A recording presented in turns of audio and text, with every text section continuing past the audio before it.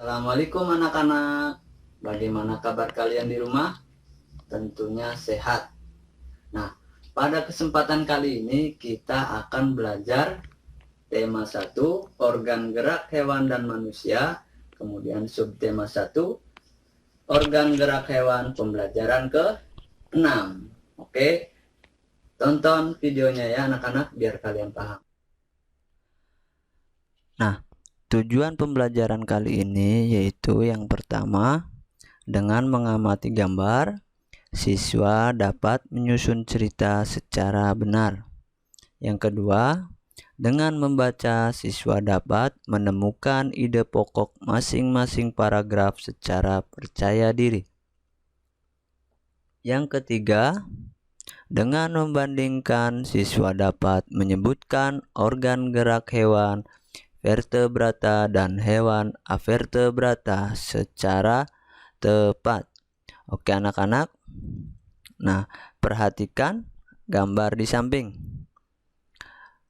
Hari menjelang sore, sudah saatnya Edo kembali ke rumah. Namun, sebelum pulang, Edo membantu Pak Rudi membersihkan kandang kelinci. Kandang kelinci dibersihkan untuk menjaga kesehatan kelinci dan juga tumbuh kembang kelinci. Nah, kemudian kalian sudah memperhatikan pada gambar di samping, kita akan membuat sebuah cerita anak-anak. Nah, cerita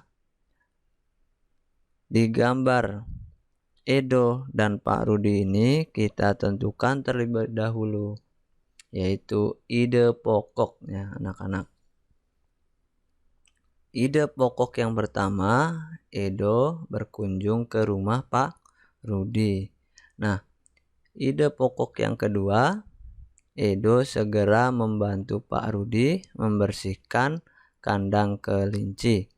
Nah, yang ketiga, kandang kelinci dibersihkan agar kelinci terhindar dari penyakit. Nah, tugas kalian adalah setelah kalian mengamati, tentunya kalian membuat cerita anak-anak dari ide pokok yang sudah kita tentukan tadi. Nah, selain itu kita perhatikan cerita gerak kupu-kupu. Di sini ada beberapa paragraf. Paragraf pertama, kupu-kupu adalah hewan yang lucu. Paragraf kedua, kupu-kupu termasuk hewan serangga.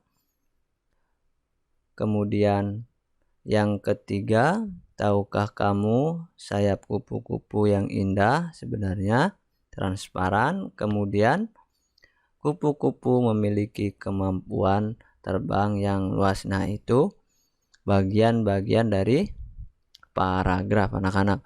Nah, tugasnya kalian menentukan ide pokok dari setiap paragraf. Paham anak-anak?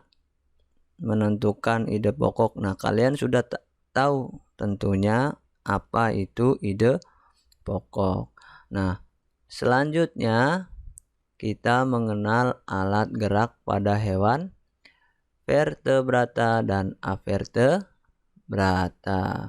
Nah, perhatikan di sini ada beberapa hewan yang tergolong dalam hewan vertebrata.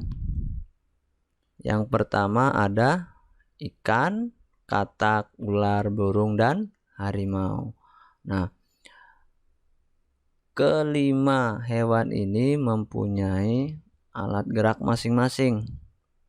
Contoh ikan, di situ mempunyai alat gerak sirip dan ekor.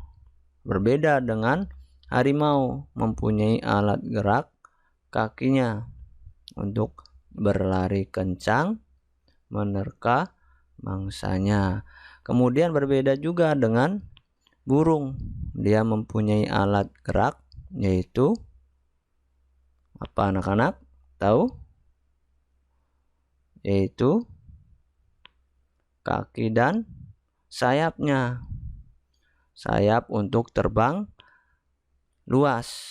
Nah, kemudian ada ular, bergerak menggunakan tubuhnya yang berbelok-belok. Dia mempunyai, semua hewan vertebrata mempunyai tulang belakang. Nah, kemudian ada juga hewan avertebrata, yang dimana hewan tersebut tidak mempunyai tulang belakang. Contoh di situ ada cacing. Cacing menggunakan tubuhnya untuk bergerak. Kemudian ubur-ubur, dan juga ada kupu-kupu di situ, dan beberapa hewan lainnya. Selain alat gerak pada hewan, kita nanti juga akan mempelajari alat gerak pada manusia. Namun itu di pembelajaran selanjutnya. Jangan lupa tetap kita baca dari pembelajaran 1 sampai pembelajaran ke-6 agar lebih paham. Oke anak-anak, apakah ada pertanyaan? Jika ada, silahkan tanyakan di grup kelas masing-masing. Terima kasih. Assalamualaikum warahmatullahi wabarakatuh.